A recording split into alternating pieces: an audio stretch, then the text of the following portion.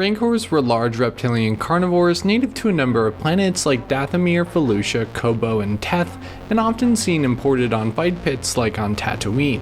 They're very large creatures with long arms and claws, immense jaws and sharp teeth, and armored hides that could withstand blaster fire. They were formidable predators across the galaxy.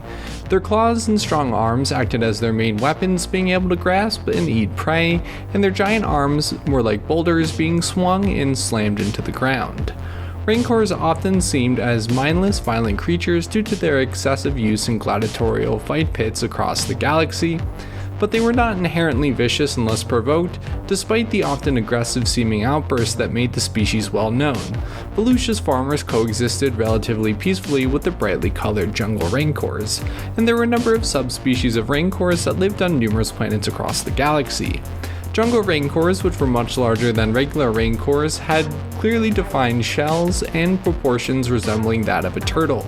With larger heads relative to the rest of their bodies, their unique physiology enabled them greater speed and a keener sense of smell than other Rancor subspecies. They of course also had a brighter skin color as well, and jungle Rancors could be found on Felucia and Teth and typically lived in small herds.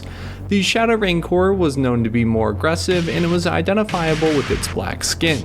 And then there was the Rage Rancor, which was a rare subspecies. The males had immense horns that sprouted from their massive heads, and they were generally solitary creatures and incredibly dangerous, even to other Rancors. Aptly named for having a nasty temper, they also towered over its cousins with extreme strength and toughness to match, and they could also be found on Felucia and Dathomir. And Rancors responded to a social hierarchy where the alpha was dominant over other Rancors unless defeated, and Rancors were often bred for fighting. However, when domesticated they could be very loving to their owners.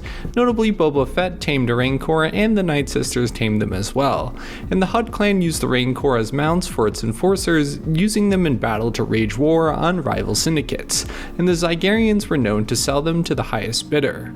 These creatures were prized trophies by crime lords and other wealthy amoral individuals, commonly used in fight pits for entertainment, and Jabba the Hutt kept a Rancor in a shadowy chamber beneath his Tatooine throne room for intimidation and show of power.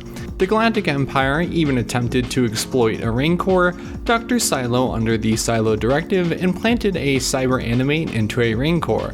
The system connected directly to the creature's brain and tried to circumvent any weakness it could be faced by, and the Rancor was equipped with neural dampers to prevent it from feeling any pain, adrenaline stimulants, and plate-reinforced thorax. More or less, it was a cybernetic Rancor.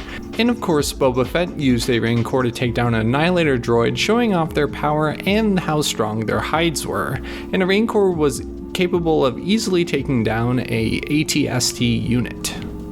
Trandoshans and other big game hunters across the galaxy hunted these creatures for sport as well as meat, as their meat was a delicacy on many planets, and someone had to capture them for gladiatorial arenas.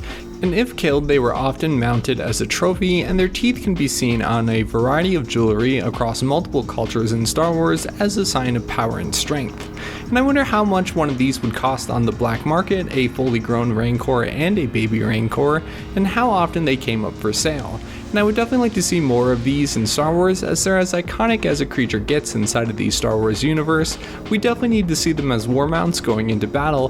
Boba Fett's was pretty cool, but one with armor and weapons would be even cooler, and I would assume they could use tools and weapons, as their claws kinda act like thumbs. So war mounts could have clubs or swords, and that definitely needs to be seen.